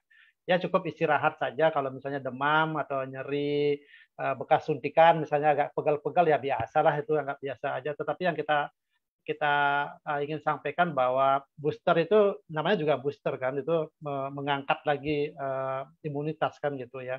Itu aja dulu kita pikirkan bahwa Bukan ini Omikron kan, Dok? yakin, iyalah ya. Oke, oke. Jadi apa namanya, jangan memikirkan masalah KIPI gitu ya. Belum tentu juga kan terjadi. Pak Angga misalnya emang sudah diyakinkan akan terjadi KIPI buat Pak Angga? Iya, makanya. Ya, ya nggak? Enggak juga Ya, sih. ya, tidak semua orang kok disuntik Moderna mengalami KIPI kok, nggak semua. Paling Kadang parno aja enak-enak sih, Dok. aja. Iya, enak-enak aja kadang gitu. Ya kalau demam ya minum paracetamol. Ya. Kalau memang nggak bisa kerja ya istirahat kan. Ada untungnya juga kan. Oh, karena divaksinasi Iya, saya sakit ya udah jelas. istirahat aja. Libur. Libur aja. Gitu. Oke, oke. Semoga menjawab ya. Oke, Dok, Sinovac lebih awal Omikron, pertanyaan apa? Dok, Sinovac lebih awal Omikron. Apakah cocok vaksin Sinovac untuk Omikron? Oh iya, ini apakah cocok vaksin Sinovac lagi untuk Omikron sekarang, Dok? Kalau saya tidak peduli mau apa ya. Yang penting Semua masuk dulu vaksin ya. itu jangan habiskan energi kita untuk mikirin ini Sinovac lebih bagus daripada daripada Pfizer, ini lebih bagus dari AstraZeneca. Aduh, nggak usah deh mikirin gitu deh. Yang penting kita udah difasilitasi oleh negara, dikasih gratis untuk tujuan yang bagus begitu, udah kita syukuri aja, kita nikmati aja lah. Gitu. Oke. Dok, kalau habis vaksin itu kira-kira lebih rentan terkena virus atau enggak sih? 2 minggu setelah vaksin? Apakah normal aja? Apakah mungkin kita lebih kuat? Gimana? Setelah vaksin, Hah? setelah booster ya kita bilang nih, bukan ini deh, maksudnya booster berarti vaksin ketiga kan? Apakah Ya. kita jadi lebih rentan untuk terkena COVID ataukah malah lebih kuat di 2 minggu awal? Oh enggak lah, itu pasti imunitas kita pasti tinggi kan? Lebih meninggi dong, jelas ya? Iyalah, Oke.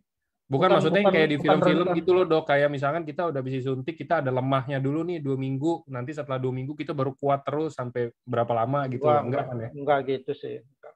Oke. Enggak. Yang paling penting adalah menjaga protokol. Itu aja. Kalau memang gini maksudnya, kalau memang kita memiliki pengetahuan bahwa meyakini bahwa setelah saya suntik vaksin itu akan melemahkan daya tahan tubuh saya supaya saya tidak terkena COVID, berarti saya harus menjaganya dengan yang lain kan begitu. Yes. Ya, kan gitu kan ya. Jadi nah, kemudian kalau punya pemikiran begini, wah dengan dengan booster ini daya tahan tubuh saya semakin meningkat. Jadi ya jangan abai lah gitu. Kalau ingin tidak terkena penyakit kan. Jadi tetap protokol kesehatan itu yang paling penting sebenarnya di sana. Ya, paling penting sebenarnya di sana. Ya, ini pengalaman saya mungkin saya ceritakan begini ya Pak Angga ya. Boleh. Pengalaman kita di rumah sakit ya. Coba diperhatikan para perawat yang bekerja di ruang isolasi itu kan ruangan yang paling infeksius di rumah sakit ya. Yang dirawat itu semuanya pasien COVID di sana. Kalau dia tidak adekuat memakai APD-nya, memakai masker ya, memakai sarung tangan, mencuci tangan, dia memakai APD yang level 3 itu ya, misalnya level 2+, itu pasti kan kena kan dia. Yang walaupun dia sudah di booster, walaupun dia sudah kalau dia APD-nya tidak kuat, protokolnya tidak kuat, dia pasti akan kena. Nah, sebagian besar para perawat yang ada di sana kan itu masih tetap sehat ya. Ini pengalaman di tempat saya bekerja ya. Perawat-perawat saya yang bekerja di ruang isolasi itu sama sekali tidak ada pernah kena ya COVID ini. Ya, karena apa? Karena dia benar-benar menjaga selama dia bekerja. Jadi APD-nya dia memang sudah kuat sekali, walaupun dia bertemu setiap hari, setiap saat dengan pasien yang COVID, tidak pernah kena. Nah itulah makanya penting sekali kita, yang paling penting adalah protokol kesehatan. Ya, masker, mau jaga kalau jarak memang sudah nggak bisa dihindari ya, karena dia harus melayani pasien gitu kan. Tapi setelah dia bekerja dia terus cuci tangan. atau dia mengganti sarung tangannya misalnya, sehingga tangannya dia tidak terkena infeksi di situ. Nah, itu yang paling penting sebenarnya di sana. Itu penekanan saya, Pak Angga. Oke. Jadi tetap ini ya teman-teman, jaga protokol kesehatan, pakai masker double kalau bisa ya dok ya, sekarang ada Betul, bilang katanya betul. double, itu bagus banget sih. Jadi double ya nggak apa-apa sih kalau misalkan yang dalamnya masker medis luarnya kain juga nggak masalah. Jadi Nggak apa-apa, nggak apa-apa. bisa Ya, dicuci juga kan, jadi ya. nggak boros-boros banget juga maskernya gitu kan. Oke, Alden tuh. Wah Pak, saya emang Alden mirip-miripin saya Pak. Saya bukan Alden. Wah, Bapak ketahuan ini sering riset password ke Alden nih. Alden Pak yang mirip-miripin saya. Emang. Makasih dok. Apa pasien yang cuci darah bisa makan utsu? Pasien cuci darah bisa makan utsu dan suba. Apakah bisa? Boleh. Bisa. Boleh kan dok ya? Boleh. Boleh, boleh. Nggak ada pantangan, Pak. Ya, Mau. konsumsi sesuai dengan kebutuhan ya. Kecuali kalau yang ada alergi, dan alerginya bukan alergi apa ya. Mungkin teman-teman ada beberapa di sini yang alergi dengan superfood di dalam saset, mungkin alergi. Kalau minum makan punya kita ya alergi. Kalau alergi superfood dalam saset. Tapi kan kayak nggak ada ya. Orang alergi ikan, alergi seafood, apa ini alergi makanan apa superfood di dalam saset itu jarang banget di dunia sih kayaknya. Ya. Oke. Dok, kalau Omikron ada batuk dan batuk pinggang bagian belakang rasanya nyeri banget. Kalau Omikron. Balik lagi ya teman-teman nih kalau ada yang tanya tentang Omikron. Kalau Omikron dibanyakin Omikron itu kalau dari dokter Buana dan saya juga udah ada tanya beberapa dokter lainnya juga kayak dokter Luigi dan lain-lain itu, dan ada dari Jepangnya juga ya, dari Jepangnya juga, cuman emang mungkin videonya belum diinin aja. Mereka bilang 1:2 sih. Mereka bilang 1:2, dan malah kalau dari Jepangnya bilangnya itu mungkin beda ya. Maksudnya kita sama orang Jepang kan beda nih. Cuman kalau dari Jepangnya itu dia bilang emang malah katanya kalau bisa sehari konsumsi 6 sama 12. Wow, buset, saya bilang 6 sama 12 itu saya bisa nggak makan siang. Kalau makan siang itu kenyang itu. Makanya kalau sekarang kenapa 6:12 dia bilang oke kita persimpel sekarang jadi 1:2, dan dokter Buana pun itu bukan karena saya tanya dokter Buana ini loh, maksudnya kayak dok konsumsi berapa, ini dokter Buananya emang ngomong saya kalau dari saya sih 1:2, berarti kan klop semuanya sama kan, semuanya emang sama, tinggal kitanya aja gimana badan kita gimana. Kalau emang misalnya kita cukup 1:2 udah mendingan atau bahkan amin udah dari positif jadi negatif ya udah nggak masalah. Tapi ada juga kan yang lain yang mungkin badannya beda sama kita, yang perlu 4/8 atau 2/4 atau bahkan 6/12, kita kan nggak tahu ya, memang beda-beda. Tapi jadi mungkin gitu, dibanyakin suba dan utsu, ini pertanyaannya tetap dibanyakin utsu, cuman subanya kita juga tetap bandingan satunya. Jadi utsunya 10, subanya 5, udah gitu aja sih. Ya. Oke, dokter Buana jika saraf kejepit bagaimana? Kalau saraf kejepit, dok, ininya apa? Konsumsi suba dan utsunya. Nah, ini bukan Omikron. Kalau saraf kejepit itu baiknya, efektifnya konsumsi berapa banyak per Iya. hari? Kalau saraf kejepit begini, saraf kejepit itu kan karena faktor mekanik ya. Kalau faktor mekanik, kalau menurut saya, kalau memang bersedia untuk dioperasi gitu ya. Itu karena kalau operasi kan pasti menyingkirkan penjepitannya, yang menjepit gitu kan ya. Nah, Yes. itu terapi utamanya sih di situ. Tapi kan kadang pasien tidak mau untuk operasi ya, karena berbagai macam alasan dan sebagainya kan begitu ya. Nah, kalau misalnya pun tidak mau dioperasi, produk kita pasti tidak akan mampu untuk melepaskan jepitannya itu. Itu yang perlu harus teman-teman Bapak Ibu harus pahami ya. Hanya saja produk kita mengatasi gejala-gejala yang ditimbulkan oleh akibat dari jepitan itu. Misalnya kram-kram. Ya, kram kalau ini berhubungan sama saraf ya kan ya. Ya pasti mungkin di sana bisa membantu mengurangi rasa kramnya. Atau ursikusi misalnya dia punya obat efek anti radang, misalnya dia mungkin mengurangi pembengkakan akibat saraf kejepitnya itu, sehingga nyeri pada tulang belakang ataukah nyeri pada penjepitannya itu mungkin bisa berkurang seperti itu ya. Nah, itu berarti produk yang mana nih mau dikonsumsi ya? Kalau saya kalau bisa minum kedua-duanya akan lebih bagus gitu ya. Tapi kalau misalnya hanya bisa satu, ya mungkin yang saya sarankan mungkin subarasinya. Gitu. Oke, kalau untuk asma anak usia 16 tahun Ya, itu konsumsinya berapa takarannya dok? kalau anak 16 tahun kan sudah anggap dewasa ya. Mhm. Jadi kita bisa mulai dia dengan ya seperti tadi apa namanya dosis untuk yang sakit itu seperti apa ya. Kalau asma kalau sekali lagi mau minum kedua-duanya akan lebih bagus lagi ya karena di sana ada kutsukushi berperanan juga untuk asma ya. Di sana kan probiotik ada di sana bagus sekali ya untuk meningkatkan apa namanya imunitas di sana, menyeimbangkan menyeimbangkan histamin di sana juga gitu ya. Lebih-lebih pada subarasi ya, subarasi jelas di sana akan lebih berperanan juga ya.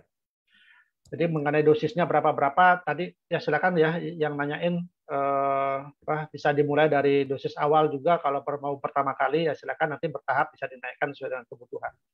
Ya. Oke, oke. Kalau untuk leukemia, nah ini juga ini nggak apa-apa sih pertanyaannya, maksudnya tentang takaran-takaran mumpung lagi memang waktunya kan, jadi teman-teman bisa Ya. punya pengetahuan lebih. Kalau untuk leukemia dok, kira-kira ini nggak apa Ya, ada anjuran nggak dok? ya kalau leukemia, kalau saya ini apa, selalu saya mengatakan kalau sudah penyakit yang demikian kronis yang seperti itu ya, saya sarankan sih minumnya kedua-duanya ya, antara subarasi dan oksikusi. Ya, tapi kalau sekali lagi kalau misalnya dia tidak bisa mengkonsumsi kedua-duanya, ya boleh diberikan kalau saya sih lebih condongnya ke subarasi kalau saya. Ya, mengenai dosisnya berapa, dia kan karena sakit ya mungkin dosis yang diminumkan pasti lebih tinggi daripada pada orang yang tidak sakit. Ya, boleh dimulai dari dosis awalnya, misalnya Utsukushi mau 3 dulu, kalau misalnya Subarasi mau 1, atau mau langsung 2 ya silakan aja. Itu dosis dosis awal yang harusnya bisa dikonsumsi ya. Tapi selanjutnya nanti silakan sesuai dengan kebutuhan aja. Kalau dengan Suba 2 kursunya bisa 4 sudah menikmati hasilnya untuk leukemia itu ya mungkin itulah dosis yang tepat buat pasien tersebut gitu ya. Oke dok, ini ada juga yang bilang udah konsumsi 3 kali dengan takaran yang tadi seperti dibilang 4 USU dan 2 SUBA. Tapi saya emang mengalami gejala seperti Omikron. Kondisi terakhir ini batuk dan radang tenggorokan yang paling mengganggu, nggak bisa tidur jadinya. Nah, sarannya apakah perlu ditambah atau dilanjutin dulu sampai kita lihat beberapa minggu, beberapa hari atau gimana dok? Ya yang pertama dipastikan dulu pernah Omikron apa enggak. Oke. Ya kan itu dulu kan tegakkan diagnosisnya dulu kan. Nah, kalau Hmm. misalnya nanti penyebabnya yang lain, misalnya ya tentu ada terapi-terapi yang lain. Yang kedua, kalau misalnya ada batuk ya dikasih obat batuk, mengurangi batuk kan. Kalau misalnya demam ya dikasih obat demam. Itu juga penting ya buat Bapak Ibu. Jadi jangan juga selalu bukan mengatakan bahwa karena produk misalnya begini, Ursukusi sama Subarasi kan bukan obat batuk, bukan juga obat pusing, bukan juga obat ini kan, tapi dia bekerja secara utuh dalam tubuh kita kan gitu. Nah, tapi pada saat kita terjadi satu kondisi yang urgent ya misalnya demam begitu ya berikan obat demam ya obat parastamol minum gitu. Pada saat itu ada batuk misalnya ya minum obat batuk ya. Nah, produk kita apa? Mensupport di yang lain, mensupport kondisi yang lain yang bisa nanti mengurangi batuknya, mengurangi demamnya begitu Bapak Ibu ya. Jadi apakah akan ditinggalkan obat-obat yang memang memiliki paten untuk itu ya tidak juga, kita tetap kombinasi ya. Jadi itu maksudnya ya. Oke, oke. Oke, semoga menjawab. Kalau misalkan saya udah kena Omikron, kapan harus ronsen toraks dan cek D-dimer? Apakah Tidak sesegera selalu, mungkin atau tidak nantinya? tidak tidak harus Oke. ya, tidak harus. Kalau misalnya gejalanya tambah memberat ya baru di itu baru kita itu lakukan. Kan sekarang kalau misalnya Omikron, kita oke didiagnosis kena Omikron kan, kemudian tapi tidak ada gejala. Ya gejalanya hanya meriang-meriang doang gitu ya, misalnya itu. Batuk nggak ada, ya. Ya ngapain kita periksa gitu. Gitu ya. Kecuali kalau kondisinya ini memberat. Ya, kalau memberat tuh maksudnya ada gejala demam yang berkepanjangan, ya batuk pileknya, batuknya sampai berdahak keras misalnya seperti itu, nah itu kan baru di rumah sakit harus, bukan di rumah loh ya Bapak Ibu, itu harus dirawat di rumah sakit. Nah di rumah sakit sudah ada protokolnya untuk itu, ya untuk penanganan COVID yang derajat sedang sama berat kan sudah ada protokolnya. Dokter pasti akan ngelola itu. Tidak diminta pun dokter pasti akan memeriksa di DIMER, periksa periksa apa namanya SGOT, SGPT, periksa fungsi hati, fungsi jantung dan sebagainya, Pak. Jadi nggak usah kita minta, sudah diperiksa kok, di situ sudah ada protokol itu, gitu. Nah, jadi yang harus diketahui Bapak Ibu adalah kalau gejalanya lebih berat dari yang tidak sebelumnya, maka segera ke rumah sakit ya supaya ditangani lebih akurat di sana karena Kementerian Kesehatan sudah mengeluarkan panduan pelayanan COVID yang di mana dirawat di rumah sakit itu. Oke. Ya. Oke, ini masih banyak pertanyaan habis booster kenapa kena COVID tadi udah dibahas, nanti kita ada ulangannya karena itu panjang penjelasannya Bu. Kalau misalnya dijelasin lagi kasihan yang lain nanti nggak dapat Q&A-nya. Jadi bisa dilihat. Nanti udah dijelasin kok tadi Dokter Buana udah jelasin juga. Maksudnya saya juga udah tanya tadi. Karena itu yang paling umum kan, itu saya yang paham deh, itu yang paling general. Karena teman-teman saya pun yang habis booster semuanya banyak positif lah, ada yang malah batuk lah, apalah ya kan gitu. Karena itu meningkatkan lagi dan vaksin itu kan dimasukin virus teman-teman sebenarnya itu kan cuma virus yang udah dijinakan itu kan sebenarnya istilah vaksin itu ya begitu ya jadi kalau misalnya jadi positif atau berarti kalau logikanya dok nggak tahu ini benar atau salah kalau misalnya kita habis divaksin dan kita malah jadi kena artinya emang sebelumnya imun kita rendah gitu ya dok ya Iyalah. nah Ya, jangan menyalahkan oh ini karena vaksin kemarin nih kena makanya kena karena emang imun enggak, kita rendah enggak. karena emang Karena vaksin gini, itu masukin virus kan ya, karena kan virus Omikron ini kan punya masa inkubasi ya. Masa inkubasi itu maksudnya masa mulai dari masuknya kuman sampai dia menimbulkan gejala. Itu namanya masa inkubasi. Masa inkubasinya ini kan antara 2 sampai 4 hari.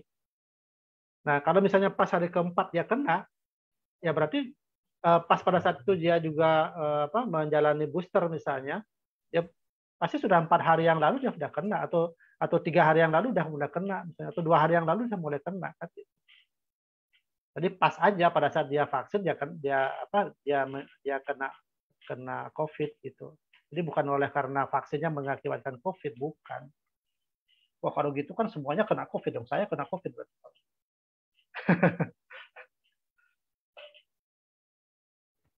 Oke, next-nya.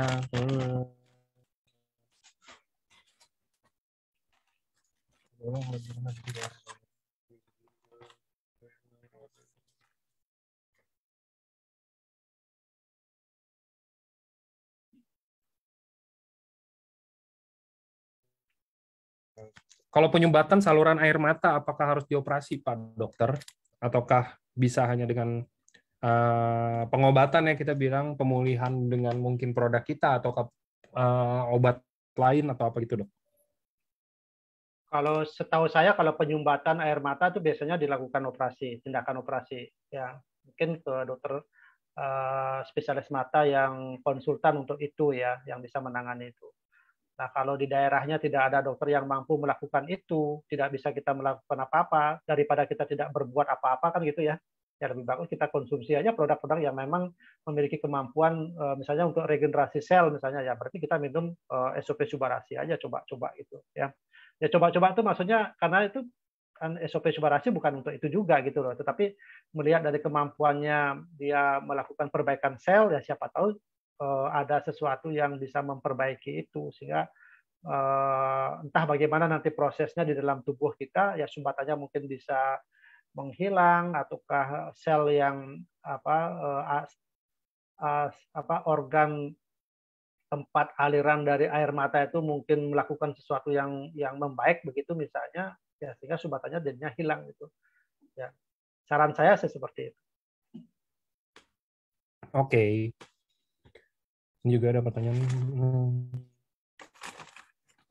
Sore dok, mau tanya kalau orang kena Sjogren syndrome dan fibromyalgia dan sleep apnea, better itu kasih subarasi kan dok dibandingin utsukushi. Ya, Nah, ya. kira-kira konsumsi subarasinya itu berapa lama dan takarannya gimana? Lalu setelah suba, kapan baru boleh masuk utsu? Ataukah segera mungkin? Ataukah dikombinasiin nggak masalah? Ataukah nanti tunggu sesuatu? Sedini awal dikombinasi lebih bagus. Oke. Ya, kalau saya. Ya dosisnya seperti yang sudah dijelasin. Ya kalau saya kalau penyakit-penyakit yang seperti itu ya autoimun termasuk autoimun atau penyakit kronis ya ataukah orang-orang tua yang memiliki komorbid seperti itu kalau saya sarannya adalah kombinasi. Ya. Itu penting ya supaya nanti tidak tanya-tanya lagi dah ya yang sakit-sakit yang seperti itu. Ya.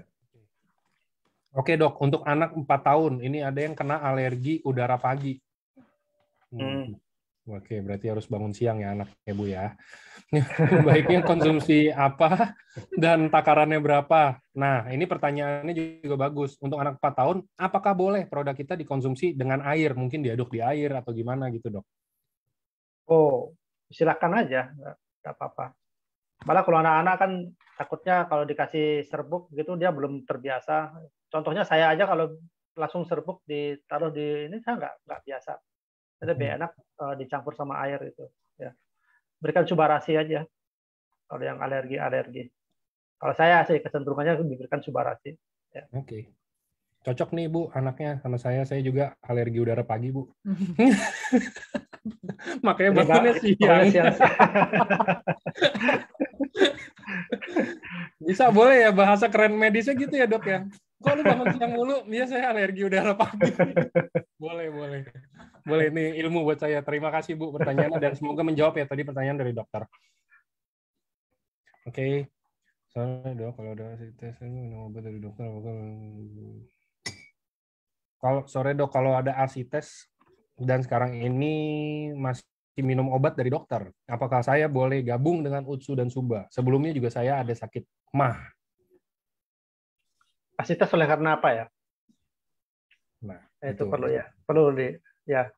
Boleh-boleh saja ya dikonsumsi ya apa namanya sekali lagi ini kan produk makanan kesehatan jadi nggak ada sangkut pautnya juga dengan ini kontraindikasinya dengan kontraindikasi itu maksudnya kan kalau obat kan pasti ada kontraindikasi ya obat A tidak boleh diberikan bersamaan dengan obat B oleh karena ini melemahkan ini akan seperti itu kontraindikasi ya kalau kita katakan mungkin bukan kontraindikasi tapi takutnya gitu ya takutnya produk kita itu dilemahkan oleh dilemahkan fungsinya oleh obat yang sedang dikonsumsi gitu. Nah, makanya pemberiannya itu kalau saya lebih menganjurkan produknya Subarasi maupun Utsukushi dulu diberikan, nanti 1 jam setelah itu baru diberikan obatnya dokter gitu, obat kimianya ya.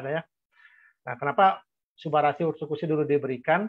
Karena supaya diserap duluan kan oleh tubuh kita di dalam tubuh kita kan. Nah, setelah itu baru produknya dari obat kimia itu yang ini kan. Itu saran saya sih ya. Secara teknik, secara pikiran yang realistis lah gitu ya. Karena produk kita kan nano size ini, jadi lebih cepat diserap kan di dalam tubuh kita. Ya dibandingkan dengan produk kimia itu. Jadi dalam bentuk butiran begitu kan ya walaupun nanti dipecah juga di dalam ginjal di dalam lambung kita. Tapi karena produknya Suba dan Utsu ini adalah nano size, jadi sudah ditaruh di bawah lidah aja bisa langsung diserap begitu kan masuk ke dalam pembuluh darah. Ya, kalau kita minum juga akan cepat serap juga di dalam usus kan lebih bagus. Makanya duluan diminum gitu. Oke.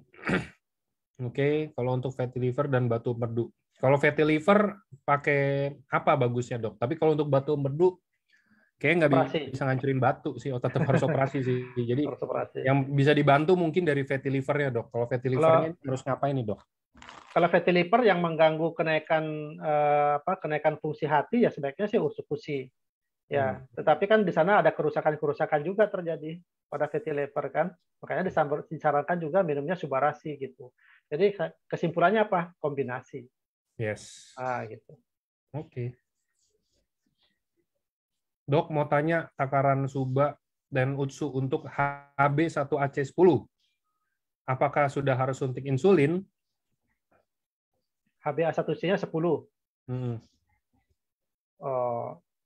Masalah indikasi insulin kan itu kan ada bukan hanya dari HbA1c ya, atau beberapa faktor. Ya kalau memang harus sudah disuntik insulin ya silakan diikuti ya. Kalau yang sudah kondisi seperti ini, gejala kronis begini kan minumnya dikombinasi ya, subarasi dengan ustukusi. Oke. Ya.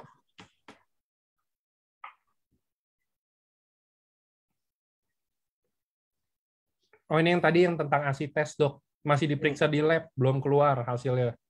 Usianya 60 tahun. Ya kemungkinan besar sih itu ada sirosis hati sih biasanya kalau umur-umur segitu ya. Ya nggak apa-apa di ini aja, diberikan subarasi, diberikan ursukusi juga ya. Kalau dia ke arah sirosis kan itu karena ada hepatitis sebelumnya. Kalau hepatitis kan ursukusi yang berperan di situ. Ya. Oke. Kalau yang tadi yang untuk fatty liver berarti takarannya berapa, Dok?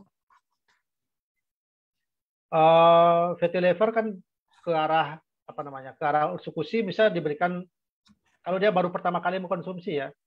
Ya kalau pertama kali dikonsumsi kan bisa dari 2 saset untuk ursukusi atau 3 saset. Subarasi misalnya boleh dari 1 atau boleh bisa langsung ke 2, silakan aja. Ya.